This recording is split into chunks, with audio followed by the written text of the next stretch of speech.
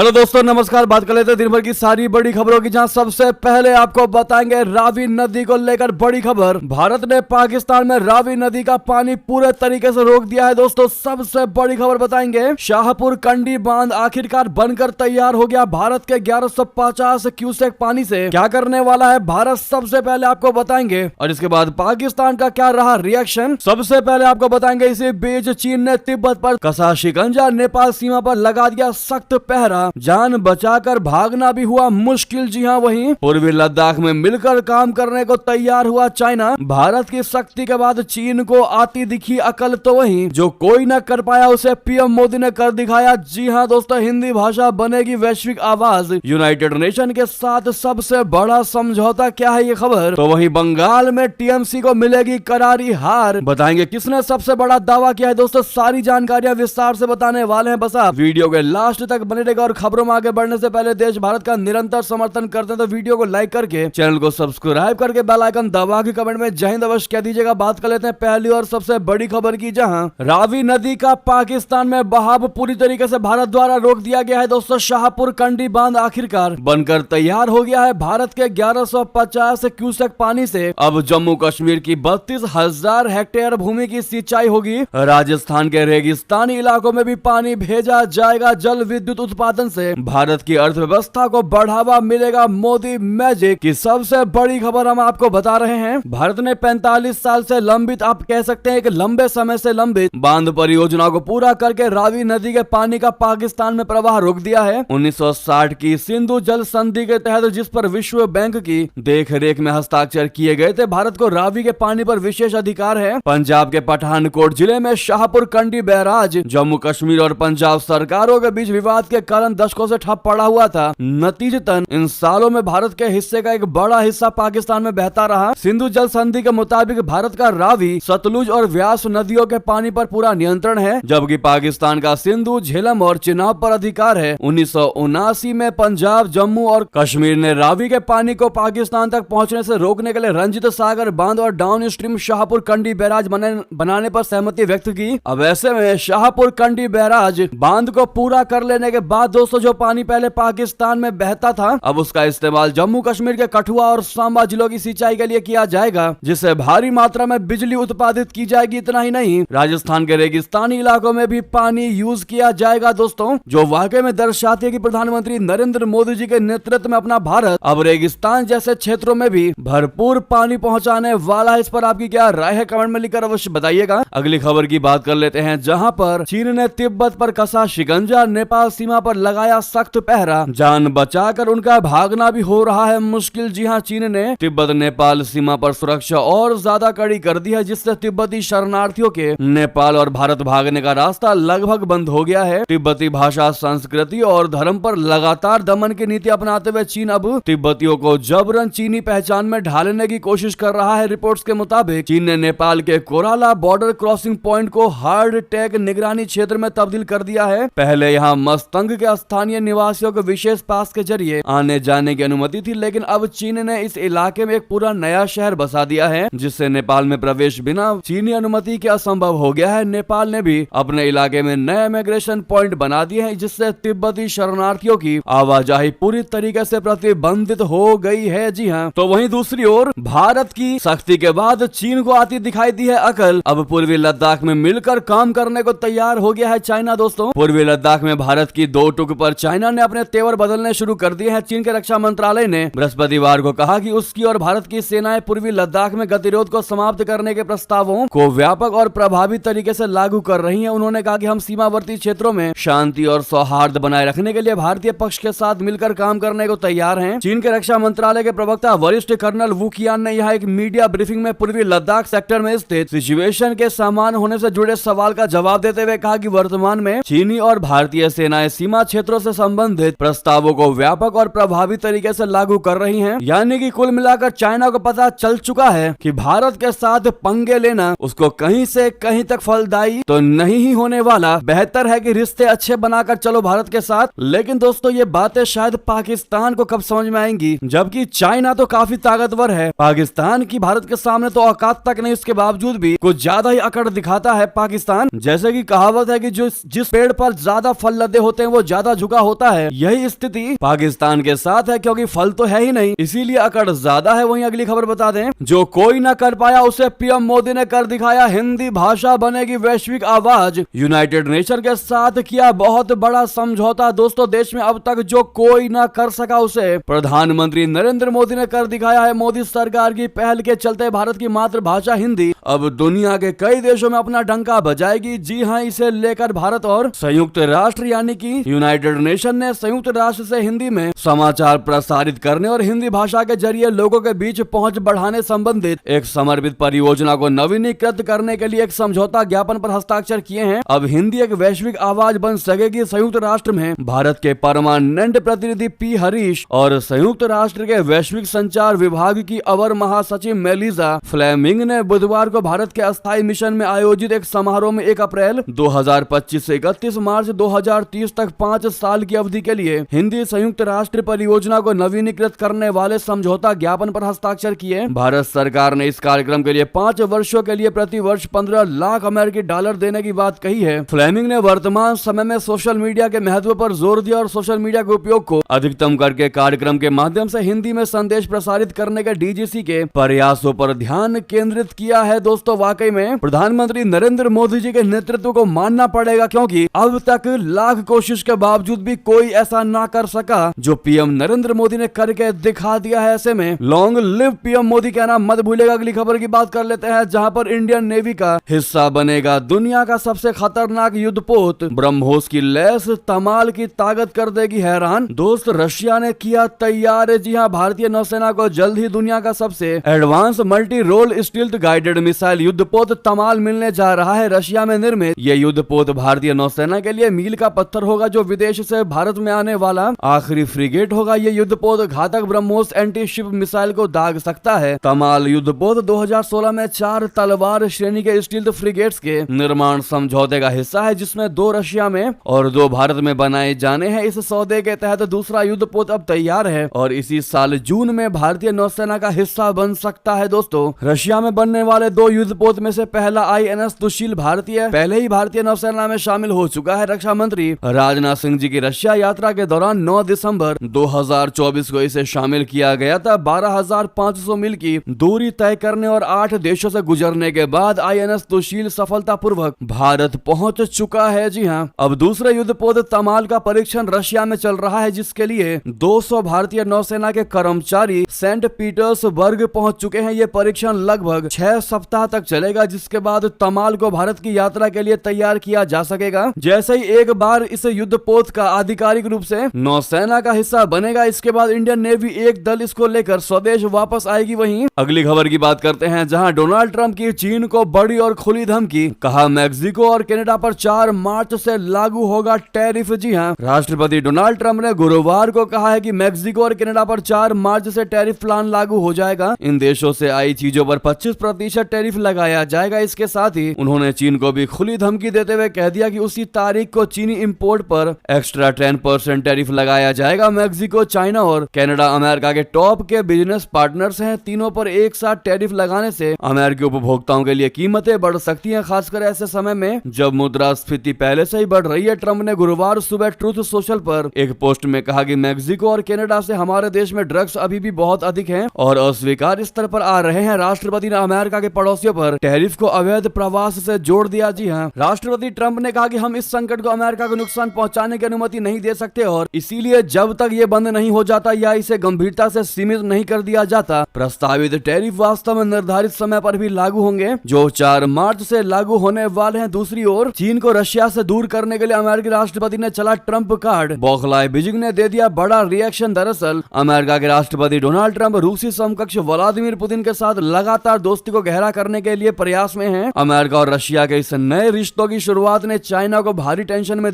डाल दिया है। रशिया अमेरिका के बीच बढ़ती नजदीकी से बौखलाए चीन ने बृहस्पतिवार को बहुत बड़ा रिएक्शन दिया और कहा कि रशिया के साथ उसके घनिष्ठ संबंधों में एक मजबूत आंतरिक प्रेरक शक्ति है और दोनों रणनीतिक सहयोगियों के बीच मतभेद पैदा करने की अमेरिका की कोई भी कोशिश नाकाम हो जाएगी। चीनी विदेश मंत्रालय के प्रवक्ता लिन जियान ने यहाँ एक प्रेस वार्ता में कहा कि चीन और रशिया 2 प्रमुख देश हैं। हमारे द्विपक्षीय संबंधों में एक मजबूत आंतरिक प्रेरक शक्ति है, ये किसी तीसरे पक्ष से प्रभावित नहीं होगा। लिन अमेरिकी विदेश विदेश मंत्री मार्को रूबियो की टिप्पणी पर प्रतिक्रिया दे रहे थे। वहीं आपको बता दें, बांग्लादेश की पूर्व प्रधानमंत्री जिया ने कर दिया चुनाव का आह्वान, क्या वापस लौटेंगी शेख हसीना। बता दें, बांग्लादेश की पूर्व प्रधानमंत्री खालिदा जिया ने चुनाव का आह्वान कर दिया है। उन्होंने बृहस्पतिवार को आरोप लगाया है कि फांसीवादी देशद्रोही अब भी जुलाई के विद्रोह की उपलब्धियों को कमजोर करने की साजिश कर रहे हैं और उन्होंने देश में लोकतांत्रिक व्यवस्था को बहाल करने के लिए सभी को स्वीकार्य राष्ट्रीय चुनाव कराने का आह्वान किया। उनके पुत्र और बांग्लादेश नेशनलिस्ट पार्टी के कार्यवाहक अध्यक्ष तारिक रहमान ने मोहम्मद यूनुस के नेतृत्व वाली अंतरिम सरकार से तटस्थता बनाए रखने का अनुरोध करते हुए कहा कि इसकी निष्पक्षता पर जनता का संदेह बढ़ता जा रहा है। 3 बार प्रधानमंत्री रह चुकी जिया ने अपनी पार्टी के कार्यकर्ता को पहले से रिकॉर्ड किए गए वीडियो संबोधन में कहा कि फांसीवादी देशद्रोही अपनी साजिशों को लेकर सक्रिय हैं। उन्होंने सभी से बांग्लादेश में लोकतंत्र बहाल करने के लिए मिलकर काम करने का आग्रह किया। दोस्तों, बांग्लादेश में चुनाव के दौरान पूर्व प्रधानमंत्री शेख हसीना पहले ही स्वदेश लौटने का ऐलान कर चुकी है, मगर अब सवाल ये है कि क्या बांग्लादेश के चुनाव में वो हिस्सा ले पाएंगी। चुनावों का आह्वान करते जिया ने कहा कि हालांकि मैं इलाज के लिए ब्रिटेन में हूँ, लेकिन मैं हमेशा आपके साथ हूँ।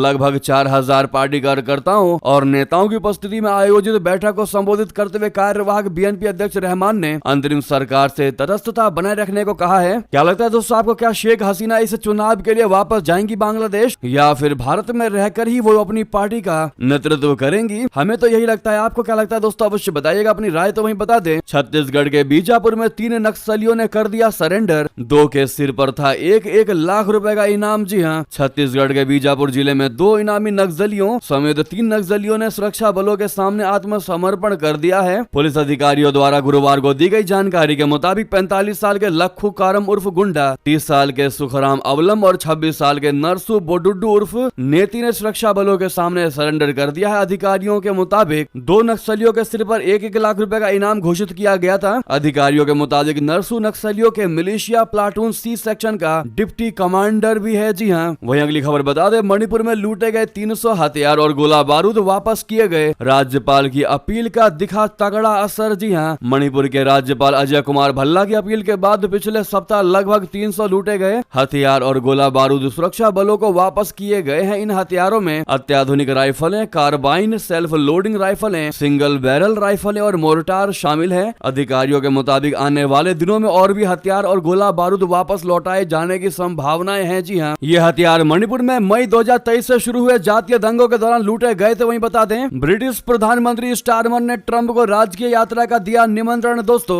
ब्रिटिश प्रधानमंत्री कीर स्टारमर ने बृहस्पतिवार को किंग चार्ल्स की ओर से अमेरिकी राष्ट्रपति डोनाल्ड ट्रंप को राजकीय यात्रा का निमंत्रण दिया है। ट्रंप ने व्हाइट हाउस में स्टारमर से मुलाकात के दौरान इस निमंत्रण को स्वीकार कर लिया। स्टारमर ने कहा कि ट्रंप को दूसरी बार राजकीय यात्रा का निमंत्रण देना ऐतिहासिक और अभूतपूर्व है, क्योंकि उन्हें यह सम्मान पहले भी मिल चुका है। तो वहीं बता दें, पॉप फ्रांसिस की सेहत में लगातार सुधार, स्वास्थ्य संबंधित अटकलों पर लगा विराम। जी हाँ, पॉप फ्रांसिस निमोनिया से तेजी से उभर रहे हैं और उनके स्वास्थ्य को लेकर फैल रही अटकलों पर विराम लग चुका है। वेटिकन ने जानकारी दी है कि 88 वर्षीय पॉप रोम के गेमेली अस्पताल में भर्ती है और उनकी तबियत में सुधार हो रहा है। डॉक्टरों के मुताबिक पॉप फ्रांसिस ने बुधवार की रात अच्छी नींद ली और उनकी हालत अब पहले से बेहतर है। हालांकि उनकी किडनी में कुछ समय पहले गड़बड़ी पाई गई थी, लेकिन अब इसमें भी सुधार देखा जा रहा है। डॉक्टरों का कहना है कि उनके फेफड़ों में हुआ संक्रमण अब लगभग ठीक हो चुका है। हालांकि उन्हें अभी ऑक्सीजन की आवश्यकता जरूरत बनी रहेगी। तो वहीं बता दें, पाकिस्तानी संसद में उठेगा मेजबानों की हार का मुद्दा। पीएम शहबाज शरीफ करेंगे टीम से चर्चा। जी हां,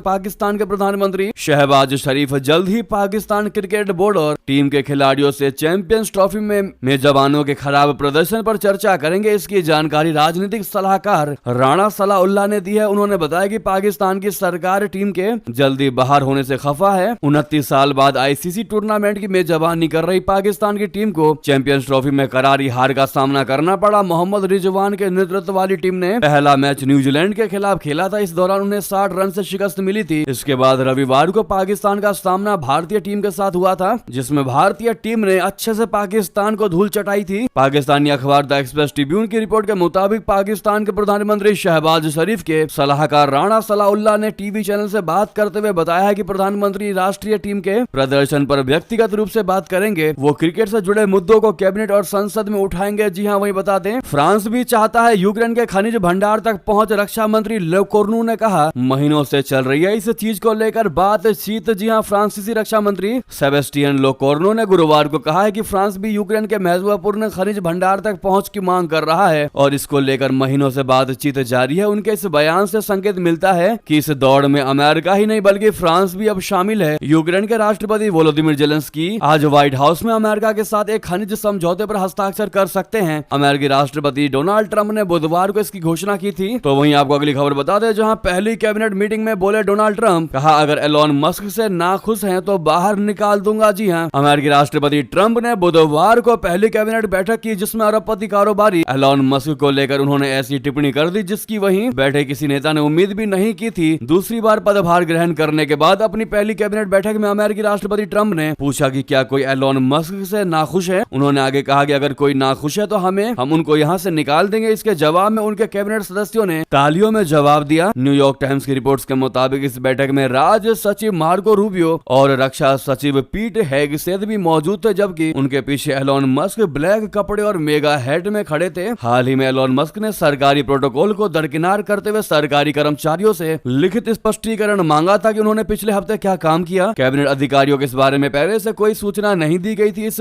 ईमेल के बाद सवाल उठने लगे थे कि विभिन्न विभागों के कर्मचारियों को निर्देश देने का अधिकार किसके पास है। तो वहीं आपको बता दें, थाईलैंड ने चुपके से डिपोर्ट कर दिए 40 उइगर मुस्लिम। फिर इस तरह पकड़ी गई चीन की चोरी और सीना जोरी। दोस्तों, चीन दशकों से उइगर मुसलमानों का उत्पीड़न कर रहा है। दुनिया जानती है कि चीन में मुसलमानों पर कितना जुल्म किया जाता है और कितना जुल्म किया है उतना है किसी देश ने आज तक नहीं किया होगा। ड्रैगन के नुकीले दांतों से बचने के लिए कुछ लोग अच्छे भविष्य की आस में जैसे तैसे डंकी मारकर भागे थे, वो थाईलैंड में पकड़े गए थे। थाईलैंड सरकार ने 11 साल तक डिटेंशन सेंटर में नारकीय परिस्थितियों में रह रहे दर्जनों उइगरों को चुपके से उनके देश चीन वापस भेजा। तो कई मानवाधिकार संगठनों और उनके कार्यकर्ताओं ने थाई सरकार के आदेश पर हैरानी जताते हुए डिपोर्ट हुए लोगों की जान को खतरा बताया है। चीन में उत्पीड़न से बचने की कोशिश में थाईलैंड की सीमा पार करने के बाद 11 साल पहले 48 लोगों को थाईलैंड के अधिकारियों ने गिरफ्तार कर लिया था। उसी समय से उन्हें हिरासत में रखा गया था। गुरुवार को थाई विपक्षी विधायक कन्नावी सुएसबांग ने कुछ रिपोर्ट्स का हवाला देते हुए कहा कि हमें लगता है कि एक ग्रुप को गुरुवार सुबह चीन डिपोर्ट कर दिया गया है। तो वहीं आपको बता दें, तुर्की के खलीफा एर्दोगन को बहुत बड़ी सफलता हाथ लगी है। जी हां, कुर्द विद्रोही संगठन पीकेके का हथियार डालने का है ऐलान। 40 साल की जंग का होगा अंत। दोस्तों, तुर्की के राष्ट्रपति रेचेप तय्यप एर्दोगन को ऐतिहासिक सफलता मिली है। तुर्की के विद्रोही कुर्द संगठन कुर्दिस्तान वर्कर्स पार्टी बोले तो पीकेके के जेल में बंद नेता अब्दुल्ला ओकलान ने ऐतिहासिक बयान देते हुए अपने द्वारा स्थापित समूह से हथियार डालने और उसे भंग करने का आह्वान किया है। गुरुवार को तुर्की की कुर्द समर्थक पार्टी के प्रतिनिधिमंडल ओकलान से दोपहर जेल में मुलाकात के बाद उनका ये बयान आया है। दोस्तों, कुर्द संघर्ष ने पिछले 40 वर्षों में हजारों लोगों की जानें ली हैं तुर्की में, जिसका ये फैसला वाकई में एर्दोगन के लिए एक ऐतिहासिक फैसला नजर आ रहा है। वहीं बता दें, यूनाइटेड नेशन में कश्मीर का मुद्दा उठाने पर भारत ने पाकिस्तान को दे दी कड़ी सलाह। कहा असफल राष्ट्र नहीं दे सकते हमको ज्ञान। जी हां, भारत ने स्विट्जरलैंड के जिनेवा में संयुक्त राष्ट्र मानवाधिकार परिषद के 58वें सत्र की 7वीं बैठक में पाकिस्तान को जमकर लताड़ा। पाकिस्तान के कश्मीर मुद्दे को फिर से उठाने के बाद भारत ने कड़ा जवाब देते हुए कहा कि पाकिस्तान को खुद को सुधारने की आवश्यकता है, न कि दूसरों को उपदेश देने का अधिकार है। भारतीय राजनयिक क्षितिज त्यागी ने पाकिस्तान के कश्मीर पर लगाए गए आरोपों को निराधार और दुर्भावनापूर्ण बताते हुए कहा, यह दुख की बात है कि पाकिस्तान के नेता और प्रतिनिधि कश्मीर को लेकर झूठ फैला रहे हैं। तो वहीं नेक्स्ट खबर की बात करते हैं, जहां पर 215 सीटों का दावा हकीकत से दूर। टीएमसी को मिलेगी करारी हार। भाजपा नेता का सबसे बड़ा और चुनावी दावा बता दे पश्चिम बंगाल की मुख्यमंत्री और तृणमूल कांग्रेस टीएमसी की प्रमुख ममता बनर्जी ने 2026 के विधानसभा चुनावों में 215 से ज्यादा सीटें जीतने का दावा किया है। लेकिन इस दावे को लेकर भाजपा के पूर्व सांसद अर्जुन सिंह ने तीखा पलटवार किया। उन्होंने कहा कि ममता बनर्जी इस बार सिर्फ 15 सीटों पर ही सिमट जाएंगी, जबकि भाजपा 200 से ज्यादा सीटें जीतकर सत्ता में आएगी। अर्जुन सिंह ने ममता बनर्जी के दावे को पूरी तरह से खारिज करते हुए कह दिया है कि ममता बनर्जी का 215 सीटों का दावा सिर्फ एक भ्रम है। असल में टीएमसी 15 सीटों पर सिमट जाएगी और भाजपा 200 सीटें जीतकर सरकार बनाएगी। जी हां, उन्होंने अरविंद केजरीवाल का उदाहरण देते हुए कहा कि केजरीवाल ने कहा था कि इस जन्म में पीएम मोदी उन्हें नहीं हरा सकते, लेकिन इस जन्म में ही पीएम मोदी के एक सेनापति ने उन्हें पराजित कर दिया और यही हाल अब टीएमसी के साथ होने वाला है। दोस्तों, कितने लोगों को लगता है कि ममता बनर्जी को केजरीवाल की ही तरह भारतीय जनता पार्टी पीएम मोदी करारा जवाब देंगे बंगाल के चुनाव में? अपनी राय देना बिल्कुल मत भूलिएगा। दोस्तों, ममता बनर्जी ने बड़ा दावा किया है कि भाजपा ने एक एजेंसी बंगाल भेजी है जो मतदाता सूची में हेरा फेरी कर रही है। जी हां, अभी बंगाल चुनाव आई भी नहीं है कि अभी से ही हेरा फेरी जैसे खबरी शुरू कर दिया। ममता बनर्जी ने पॉलिटिकल कार्ड खेलना शुरू कर दिया है। हरियाणा और महाराष्ट्र के बाद अब पश्चिम बंगाल में भी मतदाता सूची को लेकर सियासत शुरू कर दिया। मुख्यमंत्री मुख्यमंत्री ममता बनर्जी ने भाजपा पर चुनाव आयोग के साथ मिलकर मतदाता सूची में हेराफेरी करने का आरोप लगा दिया। चेतावनी देते हुए ममता बनर्जी ने कहा कि अगर चुनाव आयोग ने मतदाता सूची में गड़बड़ियों को जल्द से जल्द दूर नहीं किया तो वो आयोग के दफ्तर के बाहर अनिश्चितकालीन धरना देंगी। तो वहीं आपको बता दें, महाकुंभ के बाद महाराष्ट्र में अब सनातनी मेले में मुस्लिमों की एंट्री कर दी बैन। जी हां, महाराष्ट्र का कानिफनाथ मेला इस बार परंपरा और धार्मिक मान्यताओं के बजाय एक नए विवाद के कारण सुर्खियों में है। स्थानीय लोगों का कहना है कि ये एक सनातनी मेला है जिसमें केवल उन्हीं लोगों को प्रवेश मिलना चाहिए जो इसकी परंपराओं और धार्मिक रीति रिवाजों का पालन करते हैं। इस मुद्दे ने अब तूल पकड़ लिया है और अब राजनीतिक गलियारों तक इसकी पहुंच हो चुकी है। असदुद्दीन ओवैसी ने इसे संविधान का उल्लंघन बताया है, जिससे मामला और ज्यादा गर्मा गया है। महाराष्ट्र के अहमदनगर जिले में स्थित कानिफनाथ महाराज मंदिर हर साल हजारों श्रद्धालुओं को आकर्षित करता है, अट्रैक्ट करता है। सदियों से यहाँ मड़ी गांव में एक विशाल मेला लगता आ रहा है, लेकिन इस साल कुछ स्थानीय लोगों और संतों की ओर से यह मांग उठाई गई है कि मुस्लिम समुदाय के लोगों को मेले में प्रवेश की अनुमति नहीं दी जानी चाहिए। उनका तर्क है कि मेले में आने वाले सभी लोगों को इसके धार्मिक नियमों का पालन करना चाहिए, लेकिन मुस्लिम व्यापारी और श्रद्धालुओं इन परंपराओं का सम्मान नहीं करते। दोस्तों, इस मुद्दे पर आपकी क्या राय है, कमेंट में बताना बिल्कुल मत भूलिएगा। तो वहीं आपको बता दो, दिल्ली विधानसभा के डिप्टी स्पीकर चुने गए हैं मोहन सिंह बिष्ट। सीएम रेखा गुप्ता के नाम का रखा प्रस्ताव। जी हां, दिल्ली की मुस्तफाबाद विधानसभा सीट से विधायक मोहन सिंह बिष्ट को डिप्टी स्पीकर चुना गया है। मुख्यमंत्री रेखा गुप्ता ने मोहन सिंह बिष्ट को डिप्टी स्पीकर बनाने का प्रस्ताव रखा था। मंत्री मनजिंदर सिंह सिरसा ने प्रस्ताव को समर्थन दिया। वहीं दिल्ली विधानसभा में वरिष्ठ नेता विजेंद्र गुप्ता स्पीकर है। वहीं बता दें, सीएम योगी आदित्यनाथ ने की संगम घाट की सफाई। डिप्टी सीएम समेत कई मंत्री रहे मौजूद। दोस्तों, मुख्यमंत्री योगी आदित्यनाथ जी गुरुवार सुबह महाकुंभ 2025 की औपचारिक पूर्णाहुति के लिए प्रयागराज पहुंचे। इस दौरान उन्होंने महाकुंभ नगर के अरैल घाट पर सफाई कर्मियों के साथ मिलकर घाट की सफाई की और गंगा तट पर शरणार्थियों द्वारा छोड़ी गई वस्त्र आदि को साफ करने में अपने मंत्रियों के साथ श्रमदान किया। साथ ही साथ सफाई कर्मियों के लिए योगी सरकार ने बड़ा ऐलान करते हुए 10,000 को बोनस दिया है, 16,000 महीने न्यूनतम वेतन और मुफ्त इलाज की घोषणा की है। जी हां, महाकुंभ के समापन के बाद प्रयागराज पहुंचे मुख्यमंत्री योगी जी ने महाकुंभ में लगे यूपी के सफाई कर्मचारियों को 10,000 का अतिरिक्त बोनस मिलेगा। इसके अलावा न्यूनतम 16,000 प्रति महीने वेतन की घोषणा की है। साथ ही साथ महाकुंभ में तैनात पुलिस कर्मियों को 1 हफ्ते की छुट्टी दी जाएगी। साथ में मेडल और प्रशस्ति पत्र से किए जाएंगे इनको सम्मानित। दोस्तों, ऐसे में अगर आप भी मानते हैं कि मुख्यमंत्री हो योगी जैसे, तो अपनी राय देना बिल्कुल मत भूलिएगा। साथ ही साथ ये थी सारी बड़ी खबरें। आपको खबर कैसी लगी कमेंट में अवश्य बताइएगा। लगे हाथ तो इस वीडियो को दोस्तों, भाइयों में, साथियों में, रिश्तेदारों में शेयर अवश्य कर दीजिएगा। मिलते अगली बड़ी खबर में। यहाँ तक बने रहने के लिए आप सभी का बहुत बहुत धन्यवाद। जय हिंद, जय भारत।